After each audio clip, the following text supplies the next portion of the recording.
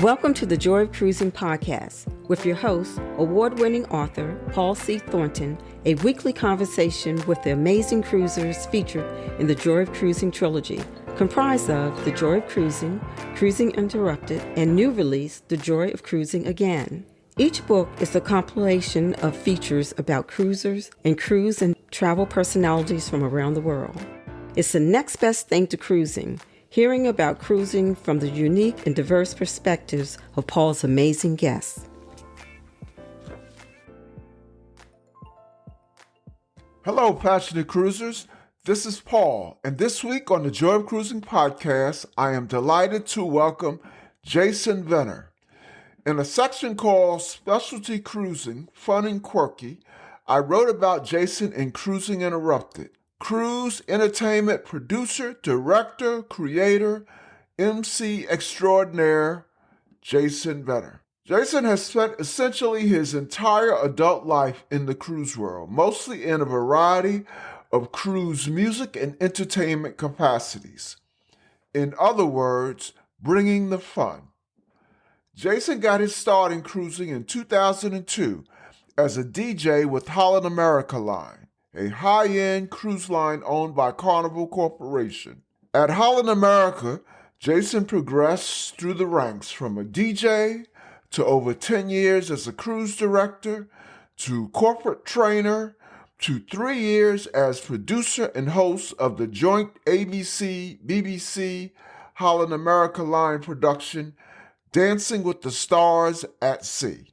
Since 2015, Jason has been self-employed as a producer, director, and host of full-ship music charter cruises, primarily in partnership with StarVista Live, a leading theme cruise operator. For StarVista Live, Jason hosts several annual cruises, each of which features scores of legendary performers as well as comedians, activities, and ship decor in keeping with the musical genre. Malt Shop Memories Cruise, Soul Train Cruise, the Country Music Cruise, Flower Power Cruise, the Ultimate Disco Cruise, and several more. The hundreds of entertainers Jason has introduced, interviewed, escorted, and accompanied include Smokey Robinson, Frankie Avalon, Kenny Rogers, Charley Pride, Chubby Checker, Lynyrd Skynyrd, the Beach Boys, Earth, Wind & Fire, and the Temptations. He says it's crazy to be on a first-name basis with the legends of the music industry. Welcome, Jason, to the Joy of Cruising podcast. How are you, sir? It is good to see you. Good to see you. Good to talk to you again. How's things going? Things are well. As we discussed briefly, we just moved houses, and so we're in the process of, which you understand intimately, the process of getting all that done. So a little stress on the family, but we're getting there slowly but surely. And you gotta get all that done before theme cruise season starts up again, right? Yeah, luckily we actually started it while we were on the last set of cruises. So while we were out and away finishing up the last couple of weeks, they started here on the house, and so we're pretty close. We did our move right when we got back, and our renovations were about a third of the way done. So we're looking to be done here in about a month, and it cannot come fast enough for me. So when do you get back out on the ocean? So cruise charter season runs November to about March or April. That's pretty much every charter in the world runs during those times. So that's when we are back out. So we're back out at mid-October. We go back out and do pre-cruising and back into the weeks. Okay. So you have some time. We do, yeah. So in the intro, I read your substantial cruise background. So before we discuss that, just tell our listeners about yourself, where you're from, where you grew up, where you live, and whatever else you would like to share. You know, I have kind of a unique upbringing. So I'm from the Pacific Northwest. I was born in Seattle. I was born in Seattle, and then my mom remarried when I was about 4 or 5, and we moved into a farm, way off grid, no running water at the time, no electricity, nothing like that. And I actually lived there and homeschooled until I was 13 years old. And it's in Washington State, just kind of out the gorge. If you're familiar with the Northwest, the Columbia Gorge separates Oregon from Washington. So I was about 2 hours east of Portland, and then up into Washington a little bit, completely off grid. Had a garden, had to pick our own food all the time, Wow. blah blah blah. Couldn't drive to town very often. It was pretty remote lifestyle, and I'm an only child, so I had cousins in and out that came and visited and stayed here and there, but for the most part, it was my mom and my stepdad and myself. And yeah, it was Hmm. rustic, for lack of better terms, and I wouldn't trade it for the world. Um, Moved into Portland, Oregon when I was a teenager because I wanted to play sports. So my parents kept the farm, but uh, purchased a house in town, or rented a house in town so we could come down, and I could go to high school in the whole 9 yards, and ended up going to college in Western Oregon area. And then my parents moved directly back up to the farm. So they've been back up there now 20 some odd years, back up there, not to mention the time before that. I graduating college, I wanted to travel. We're all looking for that job, whatever that job is, whatever that career is coming out of school, both guns blazing. You're excited. You have a you have a degree now, and you want to put it to work. And a bunch of my friends were traveling, and so I thought, why not maybe take a little bit of time and try to see a little bit of the world before settling down and getting a real job. And I applied online to be a cruise ship, an employee on a cruise ship, and ended up, it was gonna be a 6 month thing, and then I was gonna move on with life and get real, quote unquote. And here I am. That was when I was 21, so here I am at 43. So 22 years later, the majority of my adult life, or all of my adult life, and over half of my full life, has been involved in some type of cruising. It's been a journey. So, for the listeners, Jason got us up to applying for that first cruise job, but his background is quite fascinating, and I cover all of that in a lot more detail in Jason's feature in Cruising Interrupted. So most of your cruising history has been at Holland America Line. That was the place that you first thought you were just going to be 6 months, but you ascended the ranks from Yeah. DJ to cruise director, and culminating with your involvement with Dancing with the Stars at Sea. So take us through all that. Yes. So, to be quite honest, actually, I was originally hired as kid staff, about 2 weeks in as kid staff. And I was like, I'm not built for this. Like, this isn't, I don't have this in me. I love, kids are great. I have nothing against kids, but it's a lot. And you have a lot of kids out there, and, kids on vacation are not the same as like your nieces and nephews and whatnot at home. So, I realized about 2 weeks in that wasn't for me, and I went to the cruise director and just thanked him and said, hey, I'm gonna go ahead and submit my resignation. I just, I appreciate all the help and assistance, but, and he said, no, no, no. He's like, wait. He's like, I see his exact words. He's a Southern guy. He's from Atlanta, Georgia. He said, listen. He goes, I don't know a lot, but I do know when a dog's gonna hunt, and you're gonna hunt, son. He goes, you got it in you.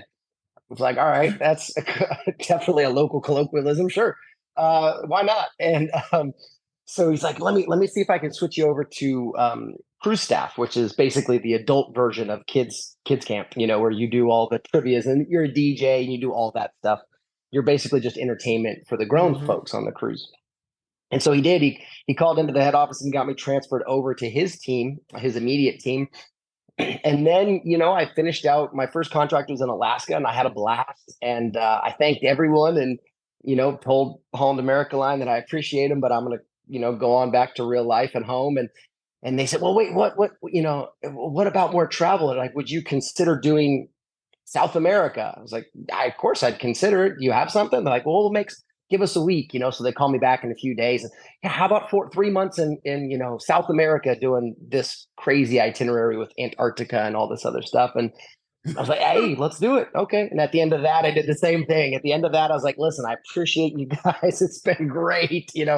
Well, wait. Have you ever considered doing, Asia and South Pacific and, Australia? And I'm like, of course, what do you have? Like, well, give us a few days, call me back in a few. So it did that throughout my entire starting of my career, that I would finish a contract and I would just try to be gracious as humanly possible and thank them for the opportunity. And then they would come back with, because they knew at the time it wasn't about money, because we didn't make any money anyway. Like, you didn't, if you were event staff, my very first contract was $43 a day specifically.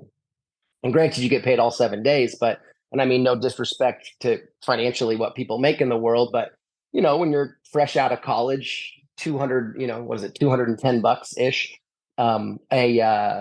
or whatever that, what is it? So 280. Yeah. Basically $300 a week, $300 a week, you kind of go, well, yeah, it's fun, but if it wasn't for the travel, there's no way I could, sustain myself. And so they kept just offering really cool contracts and really cool opportunities. And at the end of about 4 of those in a row, I was like, I really appreciate you guys, but I can't anymore. And they're like, well, listen, we're building a brand new ship. Would you consider moving to Venice, Italy for 3 months to help us build the ship and finalize the ship? And yeah, right, exactly. I was like, yeah, twist my arm. They're like, we need help from the entertainment team. We need, some people to understand what the layout is and to help, the construction team understand what goes where, or the finishing touch team. Like, we also need someone to drive the vans back to and from the airport, to the shipyard and all these other things, and help coordinate. And I wasn't a cruise director at the time. I was still just entertainment. I was a DJ at the time, an assistant cruise director. I had received 1 promotion in there. And how do you say no to that? So I was like, well, sure. Yeah, I'll do 3 months in Venice, and you're not even on a ship. You have an apartment, a hotel. It's like, all right, cool. So we did that. And at the end of that, I was supposed to come home, and, again, things happen. They're like, well, listen, the DJ, we were going to have to bring it out. Can you do it? Will you inaugurate the ship? And that was my very first inaugural. I was like, yeah, sure. I'd love to. It'd be a cool experience, to bring a brand new ship into the world. And so I did that. And I worked with a phenomenal cruise director who I learned a ton from. And I started to get a little bit of the itch at that point. I won't lie. At this point, I was just starting to kind of I was starting to see what the cruise world was. And then it wasn't as small as just these little, when you're an event staff, or I don't know how to word it correctly. When you're an employee when you're non-officer, let's say, when you're a non-officer employee, so your crew staff or kid staff, or your, housekeeping or whatever it is, if you're a non-officer, you're really doing it for the travel, because the money's not great. You don't have a lot of say. You don't have a lot of pull. It's not like you can say, I don't want to go to that ship. They don't care. You go where you're assigned, unless they're trying to, stay in your good graces for whatever reason. But I was just starting to think that maybe there was something to it a little bit. And I was 23, I guess, at the time, about 23. This all happened in about a year and a half, 2 years. So I was about 23. And so I inaugurated the ship, the Amsterdam, Holland America Line's Amsterdam. And as soon as we were done and we got out to sea, the cruise director was phenomenal. And he went home on vacation, and a different cruise director came out. And if you've talked to your fair share of employees for cruise ships, who you work for and with makes or breaks your contract. It really determines if you are going to come back, if you're going to have a good time, kind of where you're at. A lot of that is determined by who you work with, because it's a 24-hour a day, 7-day a week job. There's no, there's this misconception that the cruise ends on Saturday and then the next cruise starts 4 days later. No, the cruise ends at 9. Everyone's off the ship by 9 a.m. Saturday. By 11:30 a.m. at the latest, new folks are embarking, and you're on your way for your next cruise. So there's this constant, it's not there's no breaks in there. It's not a boohoo. Don't get me wrong. This is you're on a cruise ship. I'm certainly not boohooing it. More so just saying that it is a busy job. So if you don't like your atmosphere, if you don't like who you work with and around, you don't really get the escape of going home and, speaking to your husband or your wife or whatever and complaining about the day. And, you live, work, eat, do everything together. You're in this very small environment. It's a bubble. So anyway, I say all that to say the cruise director that replaced this phenomenal cruise director was an interesting character, to say the least. And without going into any specifics, I'll just say that there was a nickname within the fleet for this gentleman. They called him the Ghost, because when he was cruise director on your ship, he was a ghost. You would see him for 5 minutes, and then you wouldn't see him for 2 days, and he wouldn't show up to events, would miss shows altogether. He was a complete wild card. Complete wild card. So as the number two, It became my job to fill in. And so, I'd get calls from captains or hotel directors or whoever that, hey, so-and-so's not where they're supposed to be. I need you to come up and do it. Oh man, I wasn't ready, to do a lot of these things. I wasn't in my head. I wasn't prepared. I was still new. I was still fresh. I didn't have a lot of confidence. I bring up my upbringing a little bit. I'm very introverted. I'm very quiet. I keep to my own. I like people, but clinically, introversion and extroversion isn't what people think it is. Clinically, it's how you expel and gain energy. Really, is what it boils down to. So, lots of introverts are famous actors and comedians and singers and whatnot. It has no bearing on whether or not you're any good with humans. It just means at the end of a show or an event, you're exhausted because you've given all your energy. And no matter how much the audience loves you or the moment, you didn't gain any energy back. Where an extrovert feeds off other people's energy. Your laughter puts me on cloud 9, and 1,000 people laughing or 10,000 people laughing, and I'm ready to go for the night. Where an introvert is exhausted. No matter how great the show or the moment was, you're gassed by the end. So being an introvert like that, I didn't have stage experience. I didn't have, I never grew up going, oh, I can't wait to be on a microphone or, be on TV, any of that. None of that was remotely interesting to me. So as I'm getting accustomed to all that, and now I'm working with a cruise director who's forcing me into these situations where I wouldn't have jumped at those situations otherwise. It was a wonderful trial by fire education. And it also ultimately led to, I got a call from the director of entertainment about 3/4 of the way through that short contract. And he basically just asked me, the gentleman asked me, this is the director of entertainment for the company. He's like, if something were to happen, he's like, could you step up? And he's like, I think it's no secret that your cruise director is going to be moved or let go or whatever it was. He's like, I'm trying to get another cruise director there, but there's going to be probably a gap where I'm going to need you to step up if you're comfortable. And so here I am at 23, feeling completely overwhelmed. I don't feel ready for this. This opportunity. I was like, I love the opportunity, but I was like, I can't, that's not me. Like, I don't have that personality. I don't have that type. And he's like, you do. He was very, very blunt and very simple. He's like, you do. I wouldn't ask you if you didn't. He's like, you're fine. It's like, just get up there and do the gig. He's like, it's only 2 or 3 weeks. And then we'll have a new guy there and you'll be fine. So I agree with the blessing of the hotel director and the captain. And we were in Europe at the time. So we were doing, I think we were in the Med. I don't know if we were in Baltic or Med. I can't remember. We might have been Baltic, but we were in Europe, either north or south. And so I do the 2 cruises. They're 10-day cruises or 12-day cruises, whatever, which aren't the easiest in the world, but it's a good learning experience. So I jump in and I do them, and I wasn't good. But I was eager, and I was too young and dumb to know I was doing it bad. I was still like, yeah, this was great. God only knows people were. So how do you know? How do you know that you weren't good? I know now that I wasn't good because I know what good is now. I know what it is to be. Okay. I know what it is to be the leader of the fleet. I know what it is to be the highest rated in the, in blah, blah, blah. I know what it is.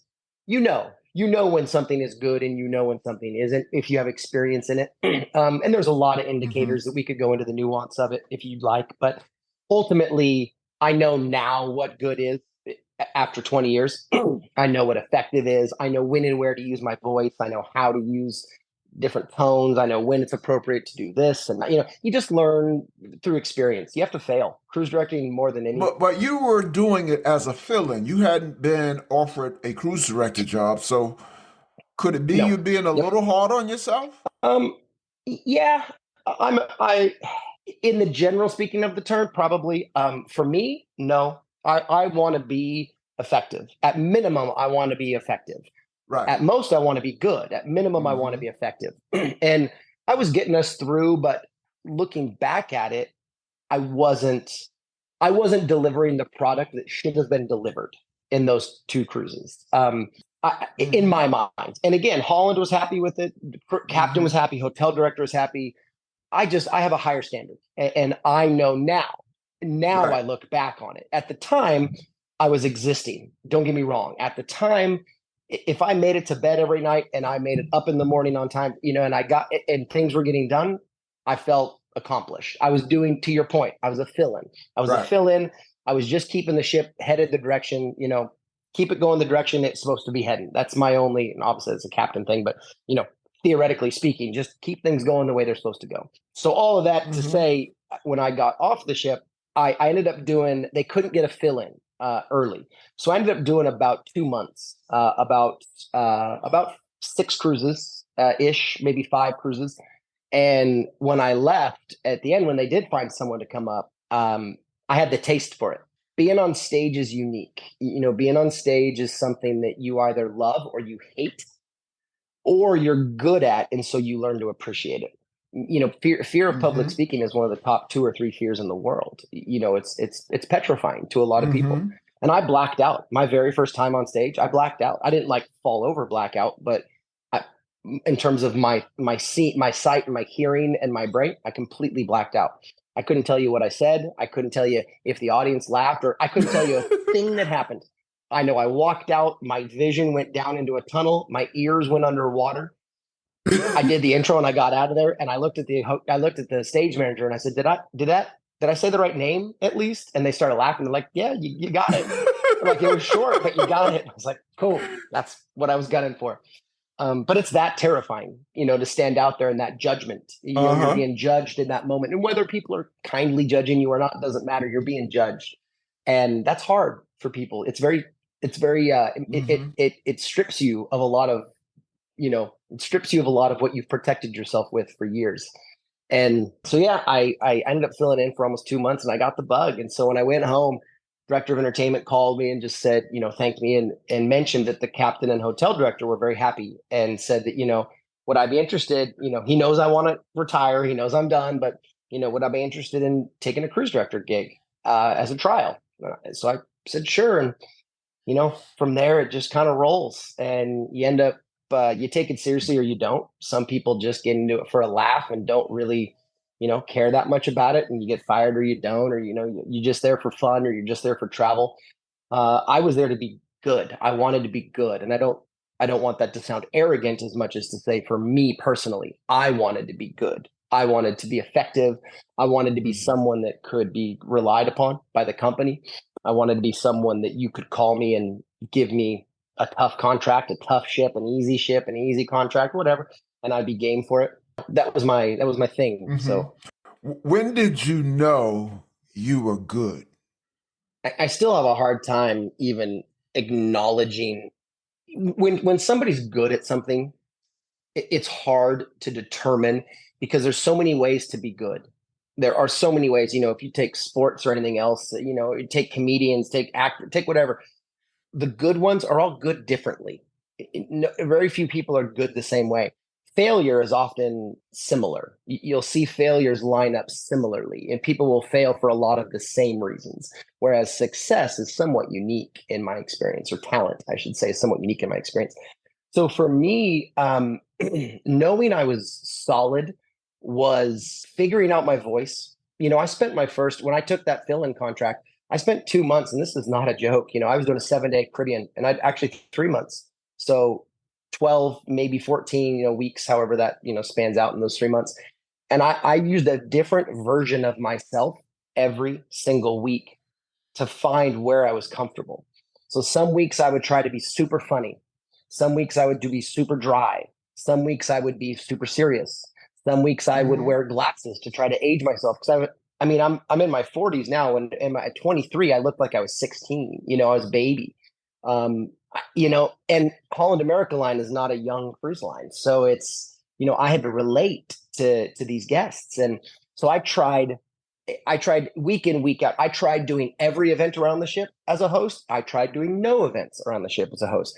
I tried, there are 2 types of cruise director. You have an air war or a ground war.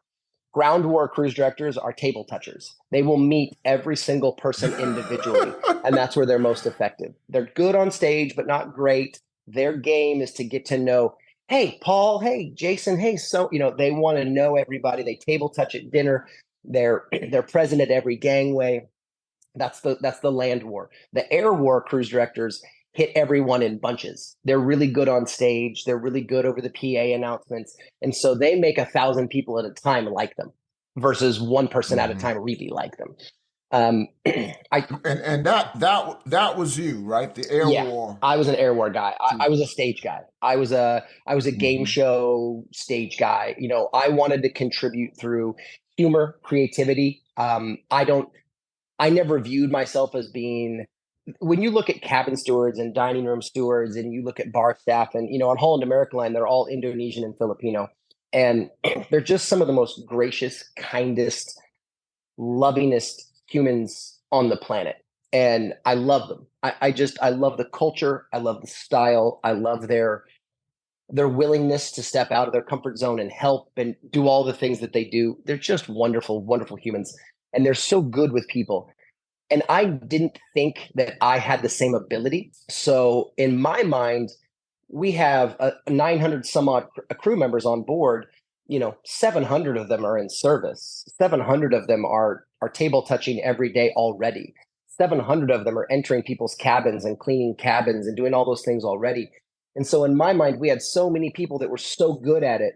I thought what we don't have is we don't have a personality, right? You have a captain, and the captain is sometimes a personality and sometimes they're not.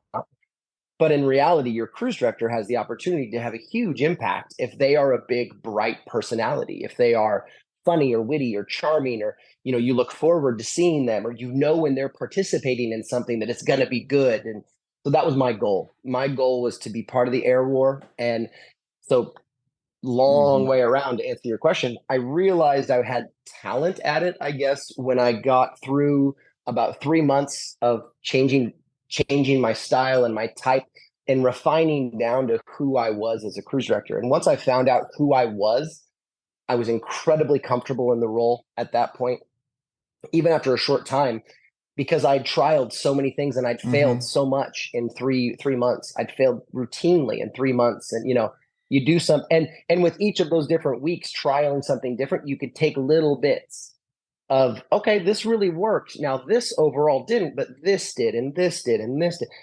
And so I slowly built my cruise director persona and, who I was as a cruise director, because as I said, being an introvert, I had to figure out what can I bring to make this cruise better for people. And, it was little things like I learned to ballroom dance. I learned, every this, that, and then just little stuff. I learned to cook. I learned to host cooking shows. I learned that I could be involved. And my goal was to make everything a little bit better. Not to say I'm great and my presence makes things great, not at all.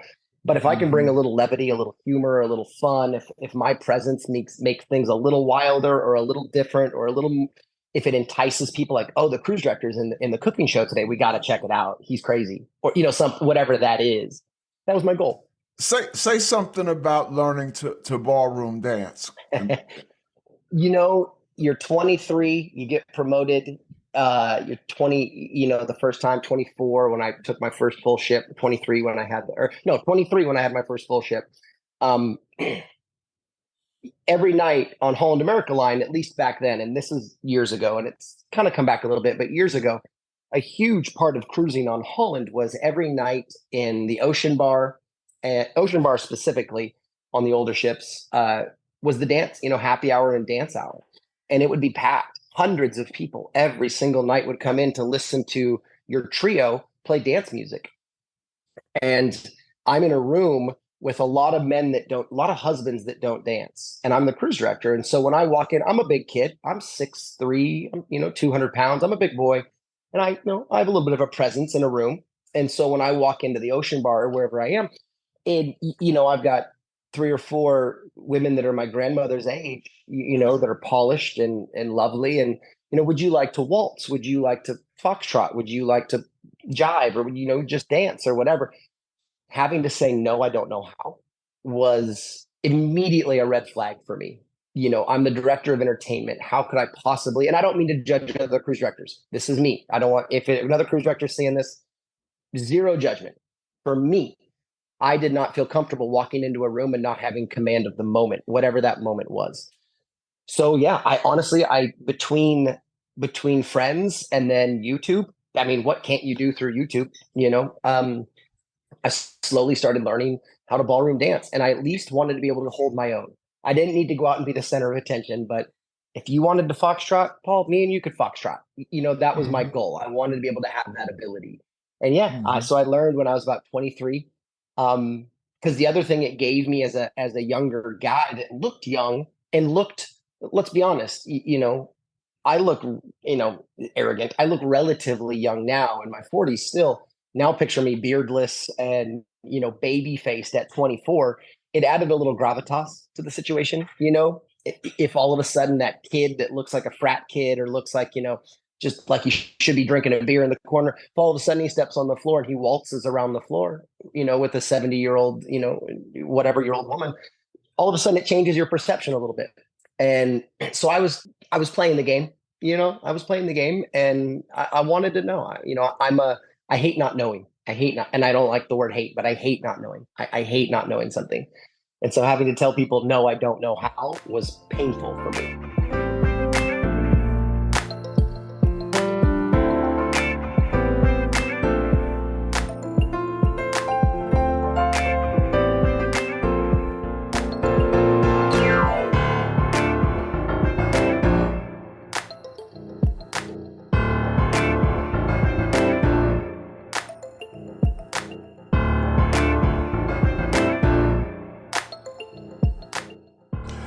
For the listeners, I asked Jason about learning to ballroom dance because even though it was at 23, it had a substantial impact on his career many years later. So let's talk about your crowning achievement at Holland America.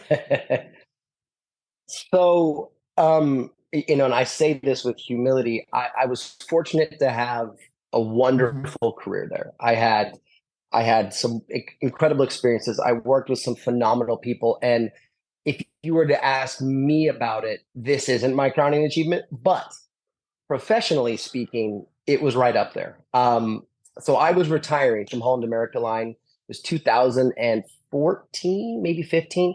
I was retiring from Holland America Line. I loved it. I'd been there almost 15 years, 14, 15 years. It'd been wonderful. And it was time for something new. And so I told the director of entertainment that I was stepping away for a bit. And I didn't shut the door. I just said, I need a little time to think and sort out my life. And I got a call about 2 weeks later. And, he kind of jokingly, he's like, have you had enough time yet? And I said, what are you talking about? I was like, no, I'm not ready to go back out as a cruise director. And he said, no, we got something else coming that's pretty fascinating. He goes, and I think it fits you. I said, well, what you got? And so ABC, BBC, it's people that don't understand, Dancing with the Stars, huge television show globally. It comes from England, and it comes from Europe, and from the UK specifically. It's owned by the BBC, and ABC, Disney, bought rights to it to bring it to the States. And in doing so, it was huge, obviously, in its day, and it's still big today, but in its day, it was massive. One of the biggest shows on TV, hands down. And they were starting to tinker with things. They had a summer tour they were doing 2 seasons a year at that point. So they had a summer tour, they had other stuff, and nothing was really panning out. And so our director of entertainment, who's fantastic, he's entertainment-wise, the man is a genius. He approached him and said, hey, what about a Dancing with the Stars at Sea? And they were intrigued. So he brought me in, and basically what we did is we created a cruise ship version of the show. And it was multiple folds. I got brought in for 2 reasons. One, I'd been a director of entertainment. I've been a cruise director. He was a director of entertainment. I've been a cruise director for, well over 10 years at this point. I was a veteran.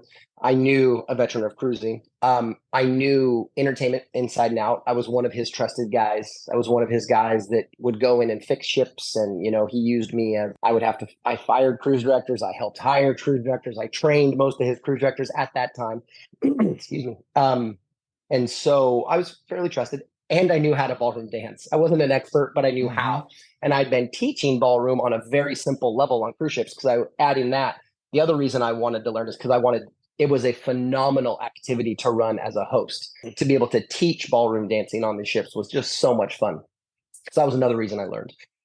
So I had all this experience with dancing and cruise ships, and that's ultimately why they brought me in. But we had to create it from the ground up. We didn't know what it was going to, we created the partnership without really knowing what we were going to do. He had the general concept, and it was a great concept, but he hadn't really fleshed it out at all. So he gave it to me and another gentleman who did a lot of work. Certainly did not do it all. Another gentleman did a lot of work on it. And we created what it was. And ultimately what it was it was a 3-year partnership, and each year was its own year. It wasn't a 3-year thing. It was 1 year, 1 year, 1 year. And what would happen is in each calendar year, the celebrities and the pro dancers. So if you've watched the show, if your listeners haven't watched the show, there's a stable of professional dancers, and then they bring in celebrities and they pair these pro dancers with these celebrities, and then they compete to see who's the best ballroom dancer. Ultimately, that's what it boils down to. And so for the cruise ship version of it, we took 2 to 3 professional dancers from the show that were on the show. And then we would take 2 to 3 celebrities that had been on the show as well, not necessarily the same partner. So we could have Tristan McManus, and it wouldn't necessarily be his normal partner that he danced with on the show for any of his partners. It could be a partner he'd never danced with, but she was a celebrity and wanted to do it. So it wasn't necessarily, if we took you, Paul, it wouldn't be the partner you danced with on the actual show. It would be another pro. So we had pros and celebrities do the cruise, and we would do 6 of those a year. So we would go out early in the year and do back-to-back 2 cruises, and then we would go out mid-year, and then we would go out end of year. And in each one of those, we had to create what we knew we were going out, but now what are we doing? What are we providing? What are we actually doing? So we knew we were going to do a production show. So we did a full Dancing with the Stars production show on one night. We did a fashion show. We did an autograph session. We did photo session. We did Q&As. So we ended up building basically kind of an immersive, fun DWTS at sea experience for people. And then to take it a step further, we also taught dance classes while we were on board. I say they taught dance. The pros are so far beyond in person. I don't know if you've ever been around a professional athlete in your experience, but when you're around, guys shooting hoops at the Y, or, playing ball down at 24 Hour Fitness, or throwing a football with their buddies, and then all of a sudden you're around a professional, even what you would not consider to be a great professional, even one of the lesser professionals, is a very quick reminder as the gap between the normal human and the true pros.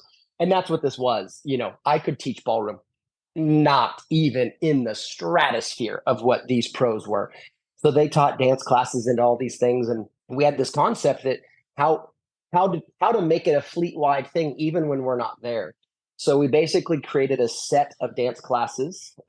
We filmed them with the pros, and then each ship got a set of these videos, and then each ship would run a Dancing with the Stars at Sea dance program, lessons, competition every week. And on the last night of the cruise, it would culminate into a competition, and you would crown a winner, a DWTS winner, and they would win, whether, and again, it was just guests, and the pros were the actual dancers on board who were, they are professional dancers, they're wonderful dancers. So we would use them as the pros, and they would use the guests as the celebrities. And then at the very end of the year, every ship would submit to me a full list of every one of their winners, a score, some ratings, some thoughts, some concepts, and video. And then I would have to go through, and I would have to pick an ultimate winner from every single ship. So all 14 or 15 ships at the time, I think there might have been 15, we would have one winner from every ship. So you'd have the Oosterdam had a winner, the Westerdam had a winner, the Veendam had a winner, and on and on and on. And then we would give all those folks a free cruise, and we would crown an annual ultimate DWTS at Sea championship or champion. And we would be there. So me, the celebrities, the pro dancers from the show, we would do that on a cruise we were on at the end of the year, and it was the DWTS at Sea championship. So for 3 years, that was my life, was running 6 cruises a year with them, and then also going ship to ship and teaching the regular folks how to dance. So, Jason, talk about your transition to theme cruising or charter cruising. Yeah, so as we were kind of talking about Dancing with the Stars, that ran 3 years, and at the end of the 3 years, I gratefully and kind of accepted that was the end for me, and so I shook hands with everybody and went on about my life. And when I say went on about my life, I got about 5 paces, and I got a phone call from a good friend of mine, who basically, long story short, a charter company had reached out to him to ask if he was interested in helping them with some stuff, and he couldn't. So he called me and sent me to them instead. I have a very narrow but deep resume. I've got almost 20 years of cruising experience. I'm a producer. I'm a director. I've produced shows. I've created shows. I've been on stage my whole adult life, and I also know celebrities, and I know TV and that whole world from Dancing with the Stars. And so they were looking for a host, and they were looking for someone to help create. They were growing quickly, and they didn't want an employee. They wanted someone with their own company who had this experience. So I jumped on it. I created a company and went in for an interview, and things went fantastically. So I contract out to them, and that's owning my own company. Basically, I contract out to charter companies, whether it's directly to be an MC and or host or producer director, or sometimes it's just to walk them through how to do it. Sometimes it's just to help them build their experience, because a lot of people have the idea of a charter, but to actually soup to nuts, to actually put it into play it's a mountain. It is a mountain. In your feature in Cruising Interrupted, I refer to you as an MC Extraordinaire. So give our listeners some highlights of your time as an MC Extraordinaire. There are certain things in life as an MC where you take a moment, hopefully, and identify what you're doing. The very first time I sat down with the Jacksons to conduct an interview, I've worked with a lot of famous people, and I don't mean that to sound, I'm not trying to brag as much as that's what my job is. I'm fortunate to work with a lot of amazing historical humans, and sitting down with the Jacksons the first time that was a moment for me. I took a moment. I stopped and I just kind of went, I'm sitting with the Jacksons. Like, this is the Jacksons. Like, good Lord, what is going on? Like, I'm a farm boy that was raised with no running water and no electricity, and I'm sitting with the first family of music, asking Marlon how he and Michael learned how to dance, or why they learned how to dance, and talking to Tito about, what it was like, having these young boys as little brothers, and, what the fandom, and just yada, yada. Sitting with the Jacksons was definitely one of the very first times that I was, my eyes were opened completely to it. And honestly, the first moment for me that I went, holy cow, I was standing backstage and I just introduced Chubby Checker, and the Chubby Checker, the twist, the huckabuck, twist again. It's Chubby Checker. And I'm standing backstage with my wife, and I kind of started laughing because he was singing the twist. And I said to her, and this is the first time I had said this phrase, and I say it all the time now to people, is there's nothing like hearing the person sing the song that sang the song, whatever that is. You've heard twist a million times, but watching Chubby Checker 10 feet from you on stage do the twist, it gave me chills. It absolutely gave me chills in that moment. And I've been fortunate to have some of those experiences, from then on, introducing Kenny Rogers, another legend, Smokey Robinson. I got to, Smokey, when Smokey came to the ship the last time, we had something to do. And so I was with him. He and I were doing something, and I ended up sitting in his cabin for like 30 minutes. And we were just talking about the Lakers, just shooting it about basketball and just chatting.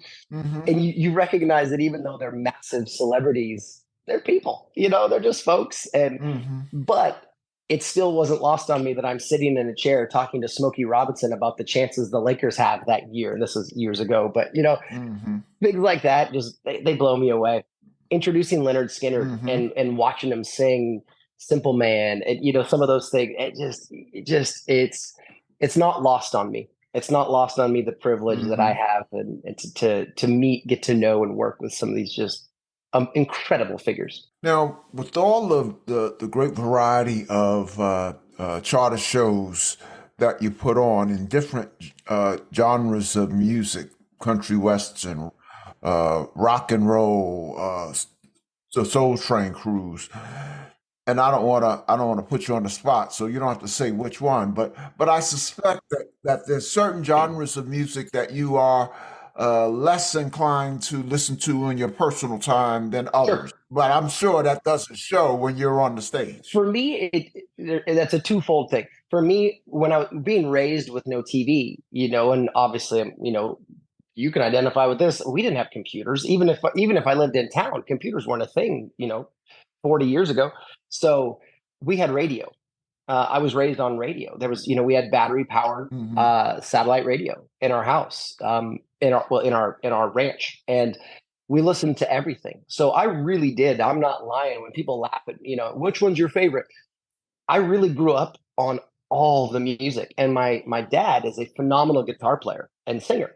So music was a huge part for me. Now, classic rock probably was the thing that I heard the most. So our 60s cruise and our 70s cruise, not so much 70s, but certainly the 60s is close to my heart in terms of hearing that music. Each cruise, and I guess the second, so first part, I really do like a broad, spectrum of music. Not everything, but a broad. Second part of that is, if I'm on a cruise where maybe the music doesn't identify specifically with me, I'm not there as a guest. I'm there to make sure you, Paul, have the best possible time. And whether you are a country music fan or a disco fan or a Soul Train fan or a 60s fan or whatever it is you are, I'm there watching you relive your youth. I'm watching you relive a moment. And that's enough. I don't have to love that type of music to know what it means to you. And so when I'm on stage, I'm just in the middle between you and your passion.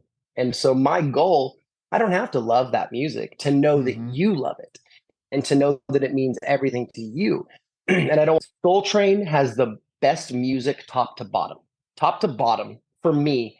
And when I say top to bottom, every charter has a spread of, you have your massive headliners, you have your mid-level headliners, you have your party acts, you have your what we rudely call baby acts. They're acts that aren't necessarily a name, but they are talented, extremely talented, and we fill the ship with them in different locations. They might be solo artists or duets or whatever.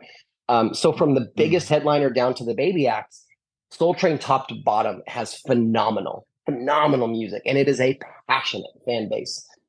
Who were some of the stars in the last charter season from Soul Train? Soul Train was Babyface was our opener. Babyface is one of those acts that is insanely talented, and you know how talented he is as an artist. You forget sometimes that he is, and I say this in blasphemy, but he's arguably a better writer. I mean, his laundry list of top 10 hits and number ones that he's written for every other artist under the sun is unbelievable. And he has a medley. He has a medley in the middle of his show where he does about 20 minutes of him singing number one hits he wrote for other artists. And that is a mind-blowing moment. You're just like, holy cow, like, this is crazy talk. He was our main headliner last year. It was a great cruise. Howard Hewitt came in, the Ohio Players came in. Like, we had fun. We had so many good people there, and it's a passionate fan base, man. Ooh, it's a passionate fan base. Do you still get, and this is my word, maybe it's the wrong word, I was going to say starstruck? I mean, you talked about the first time you interviewed the Jacksons, and you talked about meeting Kenny Rogers. Anybody in your recent time had that kind of effect on you? I'm going to say no, and I don't want it to sound the way it sounds. I don't get starstruck as much because one of the great things about this gig is you get these folks not just on stage, meaning me.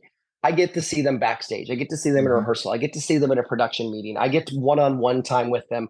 They're not done up for stage. They're not in full show, regalia, the whole 9 yards. So I get a very human aspect of a lot of these stars. And that has Now, in the beginning, I got stars just left, right, and center, just out of respect, just in awe of, Smokey Robinson, Shaka Khan walks by you, and that's Shaka Khan. Like, you can't, unless you're an idiot, you can't disrespect what that woman has done for you. Stephanie Mills walks by you. You know what I mean? Some of these artists walk by, and you're just like, holy cow. Then as you get to know these folks and as you do more years with them, and a lot of our people come back. So, they won't do just one charter with us. They'll do multiple charters. They'll do one, and then next year they'll do a different one, or they'll do every other, however it works. So I get to know them a little bit first. And secondly, like I was mentioning, because I get a human aspect of them, I've learned stars don't necessarily want you to be starstruck. They really are just folks, and a lot of the artists we're working with are grandparents, the parents and grandparents and great grandparents. Some of them, they're a pop when they go home. They got nicknames, and they get yelled at by their significant others, and they're just like the rest of us. And so one of the things that I've experienced is they want to be treated as normal as possible. They really want honest conversation. They want to chat. They don't want just selfies and autographs. And, they love the fandom. Don't get me wrong. They love it from the fan. But as someone who was allowed into their backstage world, they don't want it back there. They really don't. They just want to be normal. And through all the interviews and whatnot, that's probably the lesson I've learned that's helped me the most is just chat. Just everyone's, it's an old cliche, but everyone's putting their pants on one leg at a time. Like, just chat, and you get way more from them. The interview's easier. The whole thing is easier if they're comfortable. And I will say early in my career, I got to work with Eric Burden of the Animals. And, some folks may not be familiar with the Animals. You're probably familiar with a lot of their music, even if you figuratively, your listeners don't if their head. They're like, no. I actually remember Eric Burden with War. Yeah. Oh, yeah. He had a huge run with War after the Animals. And Eric Burden was one of those guys. He was one of the first stars that I saw on our ships where the fans went ballistic. I mean, people had his face tattooed on their body. Like,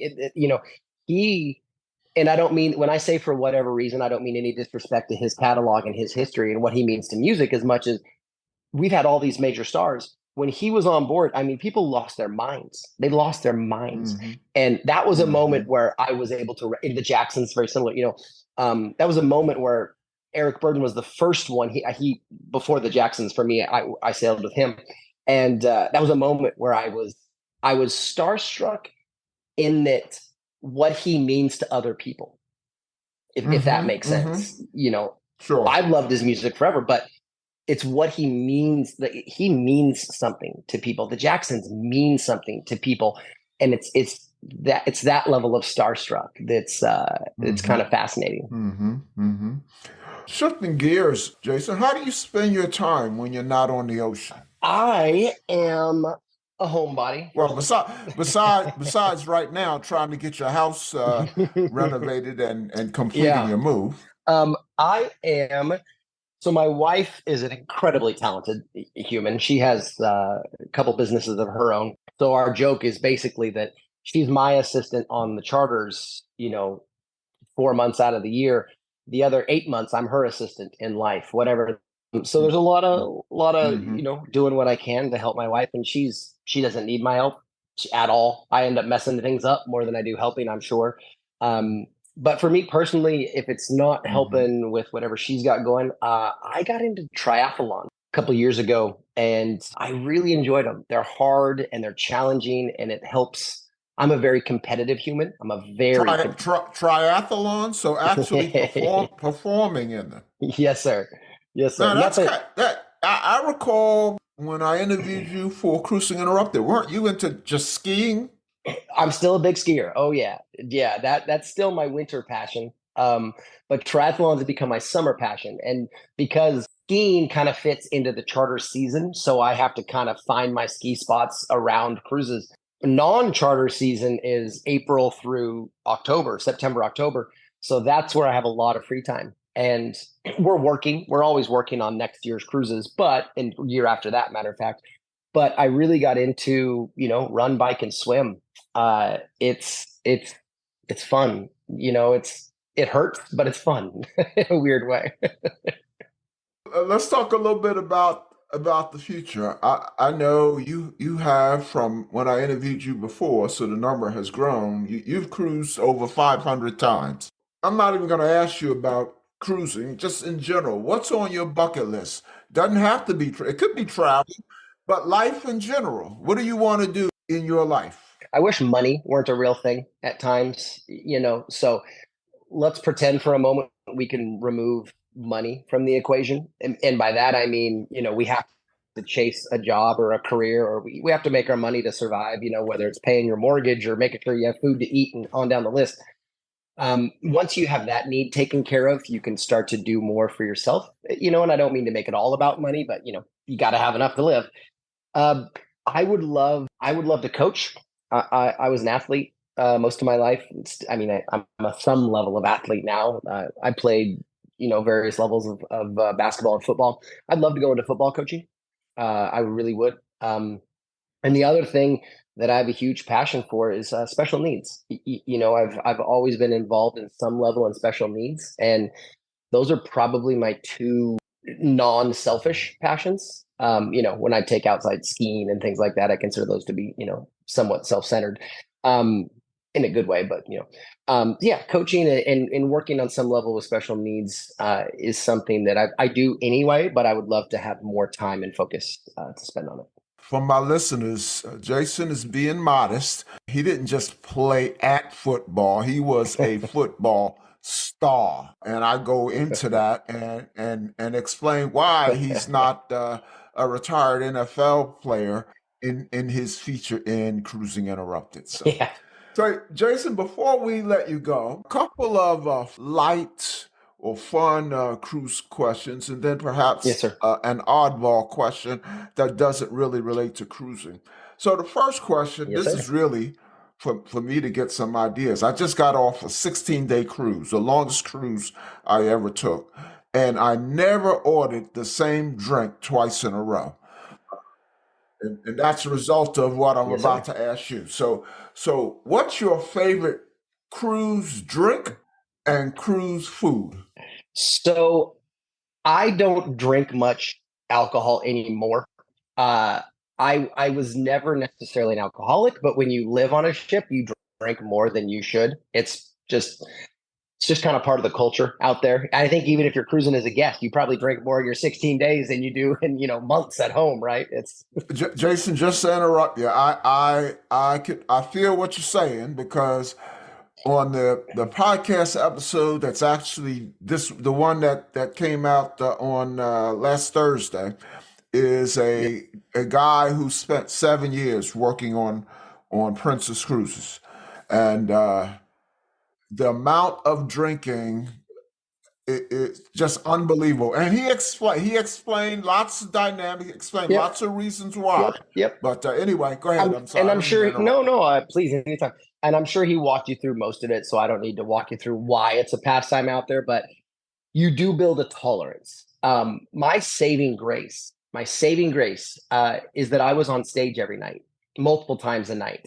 So I could never get too far gone. And I became very knowledgeable on my limits. I knew exactly where I was, and I could, drinking wise, and I could tell, Hmm. oh nope, I can't do another one because I know where I'll go. So I was pretty well protected because I never wanted to let myself or the ship down. Some people don't have that, and you go the other way. But I will say this: Hmm. if I'm not doing a traditional drink, like say a gin and tonic or something that's fresh Hmm. and clean tasting, cruise ships are notorious for making what are called wang wangs. A wang wang is basically a clear version with fruit juice of a Long Island iced tea, and you can drink them.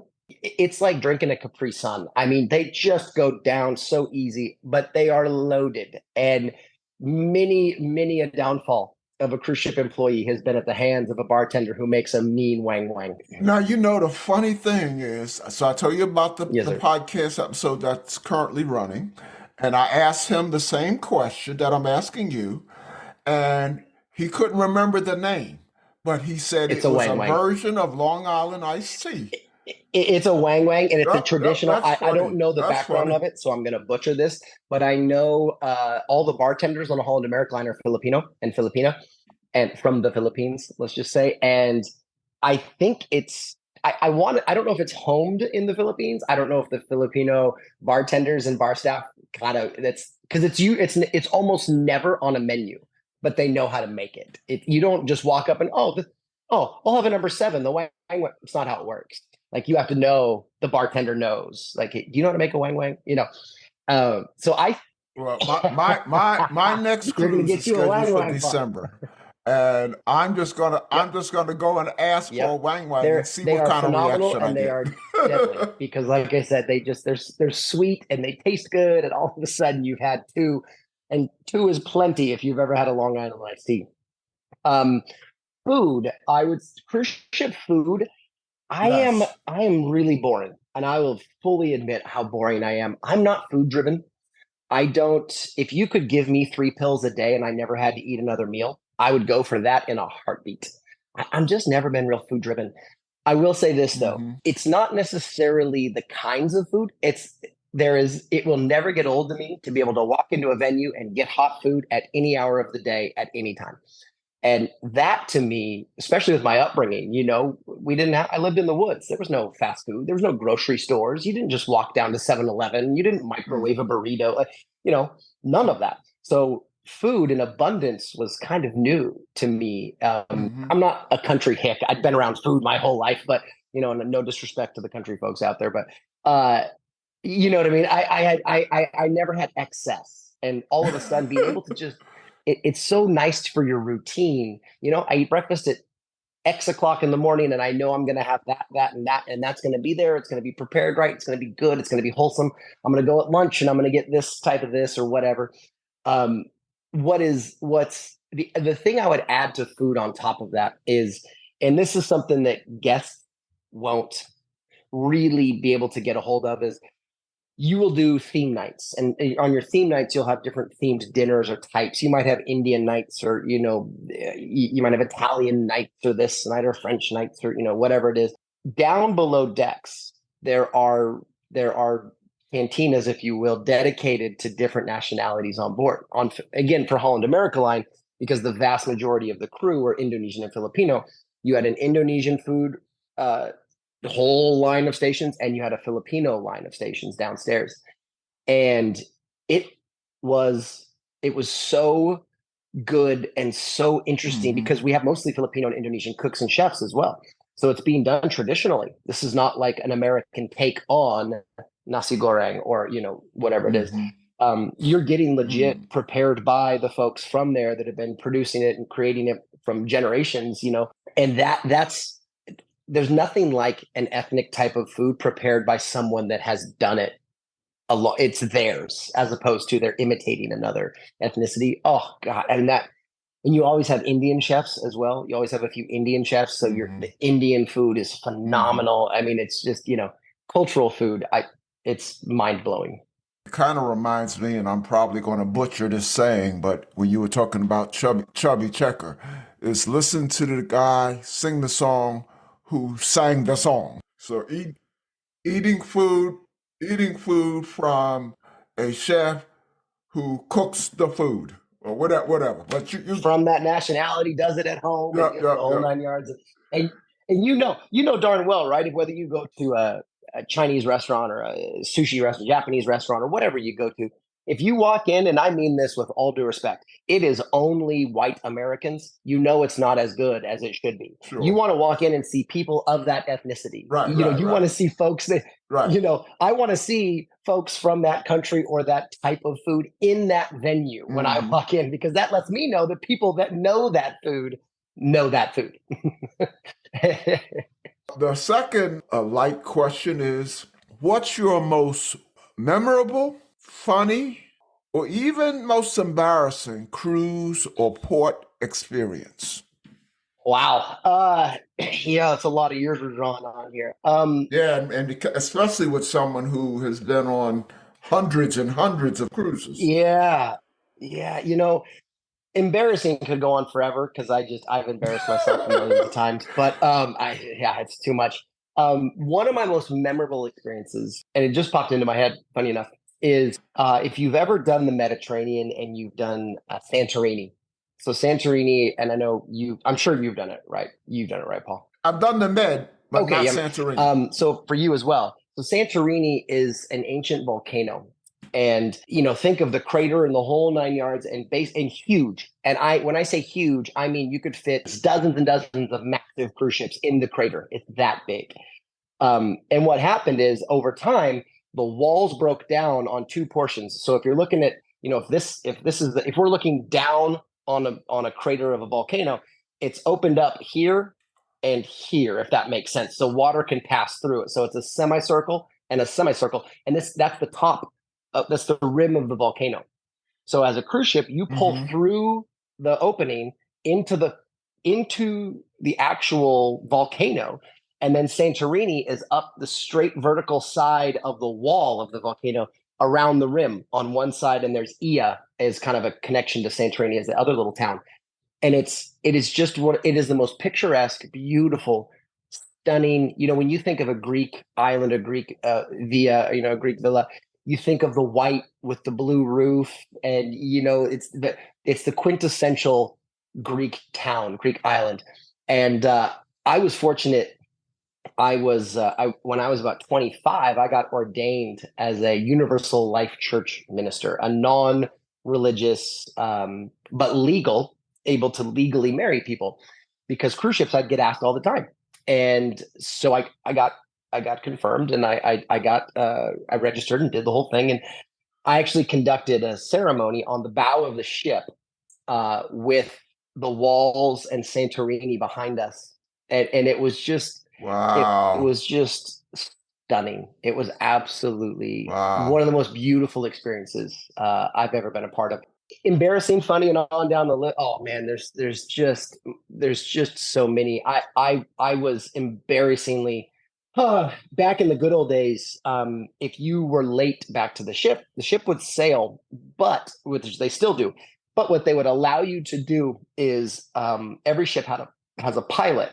So when you pull into a port and out of a port, you have a local pilot on board that knows the waters, knows if there's anything, sneaky, Right. and they're just up there to help the captain. Sometimes they're in charge. Sometimes they're in control as well, depending on where you are in the world and legalities of it.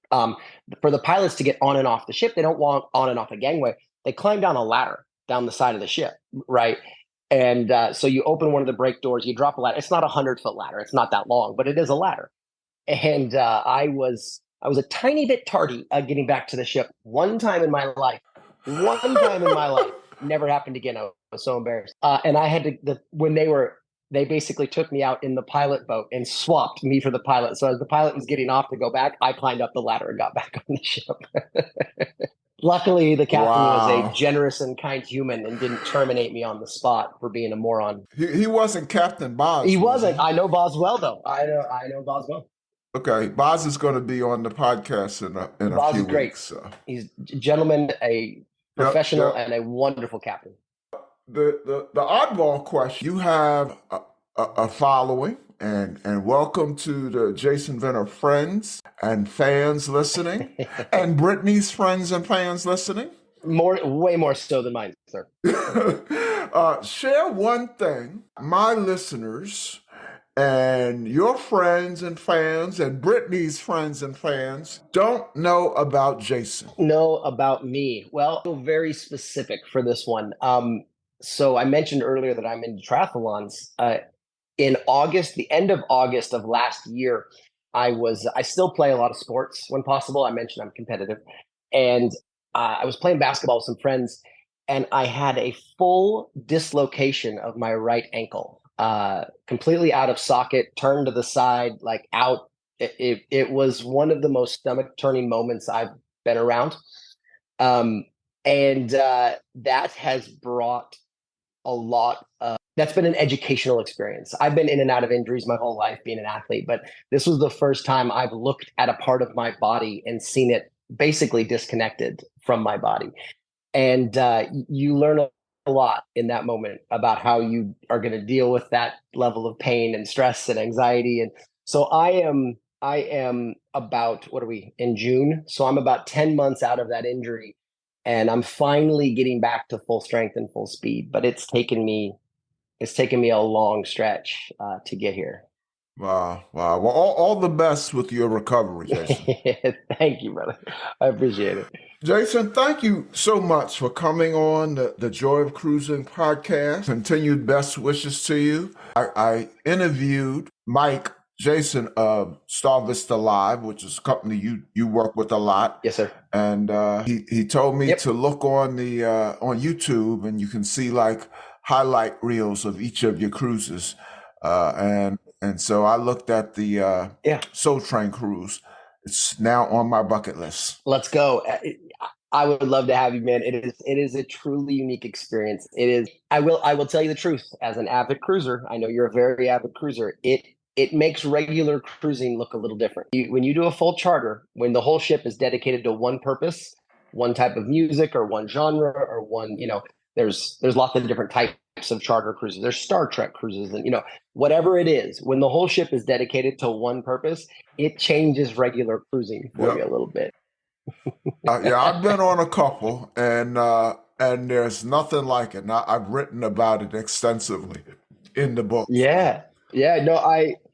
Your books are absolutely fantastic. And if I may add, I really appreciate what you do for the industry. I really appreciate your education and your want and willingness to learn and opening up, shedding a little light on some folks that come from we're an industry that a lot of people know about, but people don't know much about. Well, Jason, it is my pleasure, and I live vicariously through people like you. I love it. So I'm loving. I love this passion that I have. It shows because I get to interact. It absolutely shows. All righty, good talking to you. And as they say, I will see you on the ocean. Take care of yourself and take care of that ankle. Yes, sir. Be well. The Joy of Cruising and Cruising Interrupted, each $16.99 plus shipping, and new release, The Joy of Cruising Again for $18.99 can be ordered at the link on thejoyofcruisingpodcast.com. For each of the 3 books, use the discount code Joy of Cruising Podcast and get $4 off. The Joy of Cruising books are also available at Amazon. Order the ebook at Amazon or your favorite online retailer. Stay in touch by joining the Joy of Cruising Podcast Facebook group or following the Joy of Cruising Podcast on Instagram. We're constantly adding new shows. Please leave a review and tell a friend about us.